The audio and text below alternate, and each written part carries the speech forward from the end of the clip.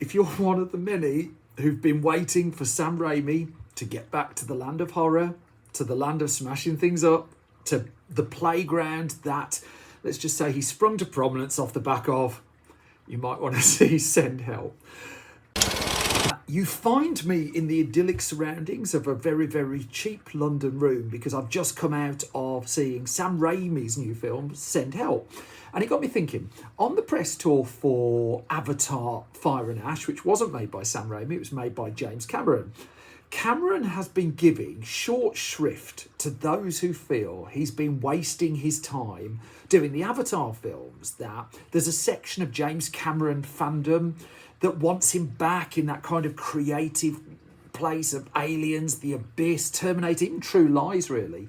And since he made Titanic, he's dedicated his life to Avatar and the Avatar universe for God knows how long.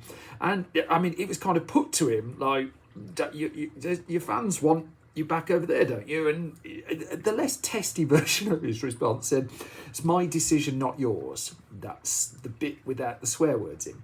Now, for fans of Sam Raimi, surely similar feelings exist. I mean, they've been expressed ever since he directed 2009's fun, but not peak Raimi, Drag Me to Hell, that the fans who grew up with the Evil Dead movies and such like wanted him back doing that kind of horror, splattery, bloody kind of thing. Now, since 2009, he's produced a lot of films like that, but when it comes to his directorial efforts, he's been in the world of Disney. He's only done two, hasn't he? He's done Oz the Great and Powerful in the land of Disney, and he's done Marvel's Doctor Strange sequel. But 17 years on from Drag Me to Hell, Sam Raimi has sharpened his teeth again, and thrillingly, it's actually been worth the wait. So, the setup comes from a screenplay by Mark Swift and Damien Shannon. And it's a simple idea. I mean, the TV series Lost got 6 seasons out of this. It involves a plane crash on a desert island. In this case, though, it's a woman and her boss become stranded together on this island after a plane crash. They've got to survive. Hopefully help will come. The end, straightforward. That's the concept. Fairly familiar ingredients, but it's kind of how strong those ingredients are that are going to be the crux of whether it works or not. Now, the ingredients are really strong. In front of the camera in particular, you get the ever excellent Rachel McAdams. I think Rachel McAdams is a generational movie star talent, that she effortlessly jumps genre.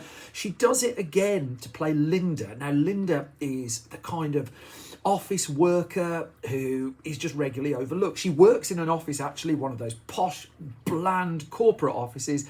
You remember, like, Mike Judge's Office Space lampooned all of this once upon a time. And people sit in cubicles, apart from the management who are in their glass offices and stuff. Working from home doesn't look like an option in this office at all.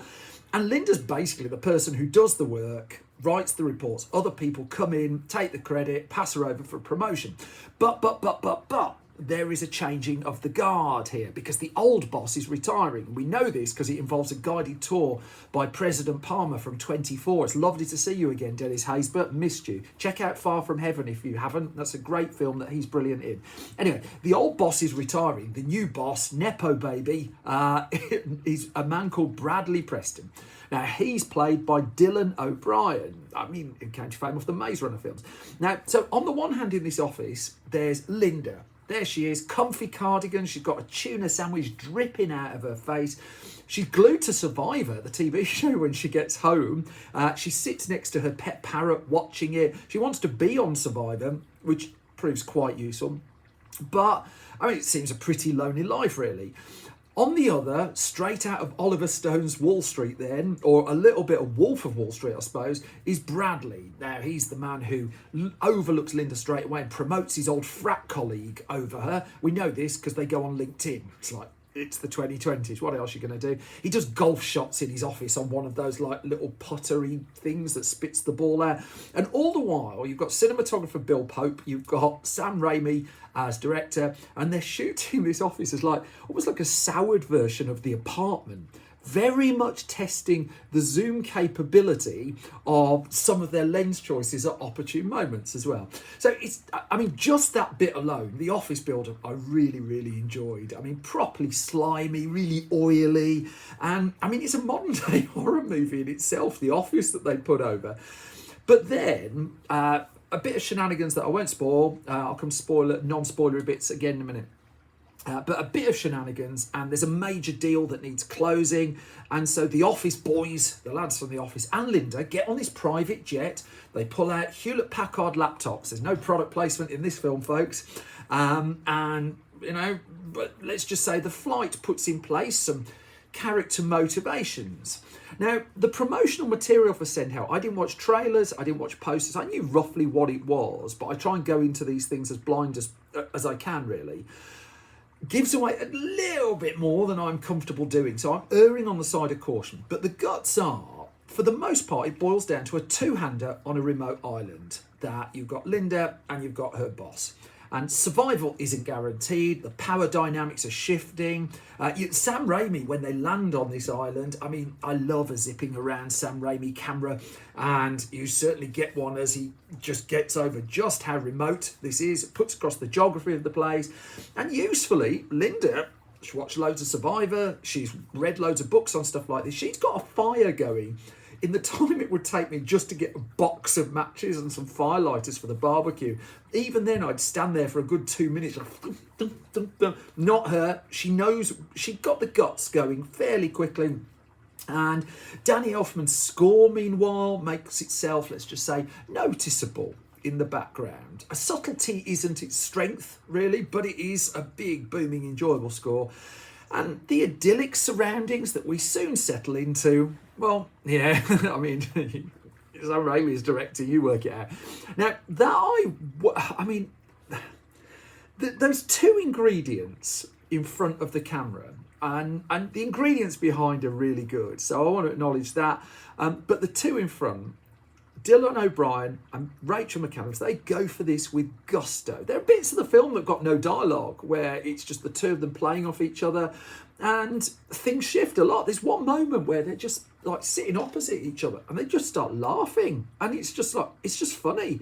And the whole build-up, the scene setting, the getting them to that moment, I have to say, it's just enormous fun. The running time was zipping by. I was just like, oh, yes, I really like being here. And then necessity kicks in. You have to have a bit of plot, a little bit of a tour of the island, just some things, and you're just like, oh, is that a bit of foreshadowing? Don't know. Again, no spoilers.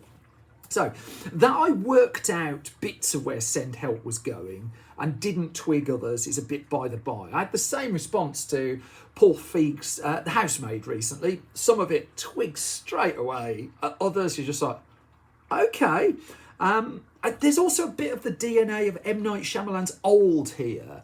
But in the case of Send Help, what kind of separates it from that, and why it doesn't quite matter, the bits that I could work out, is it's just got this raging sense of fun. Absolute entertainment. I mean, McAdams, I came into the film a huge fan of, but by God, she only enhances her reputation here as a playful, versatile, top-tier screen presence.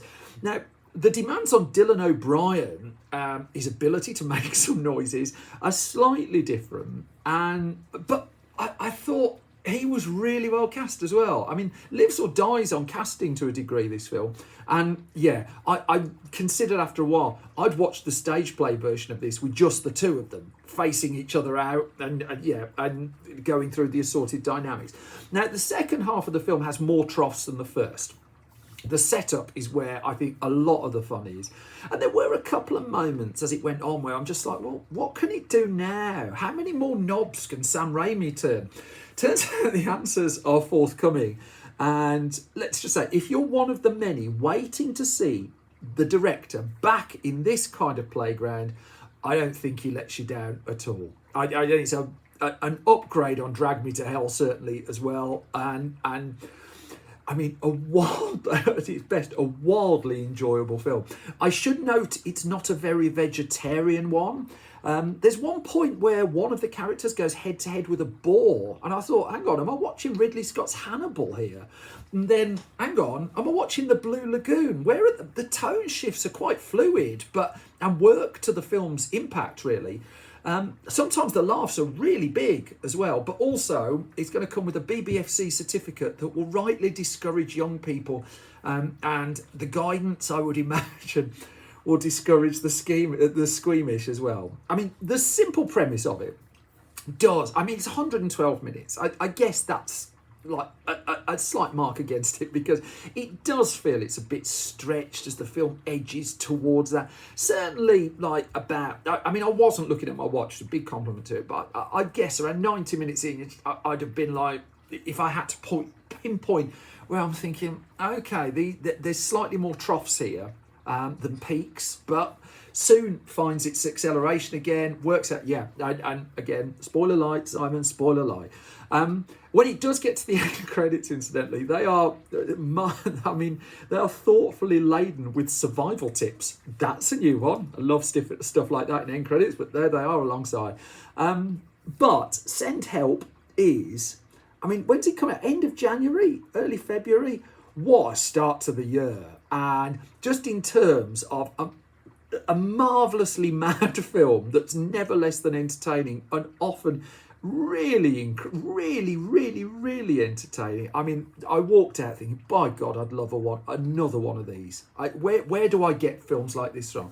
I think, there's a lovely double bill with The Housemaid, I think, to be had here.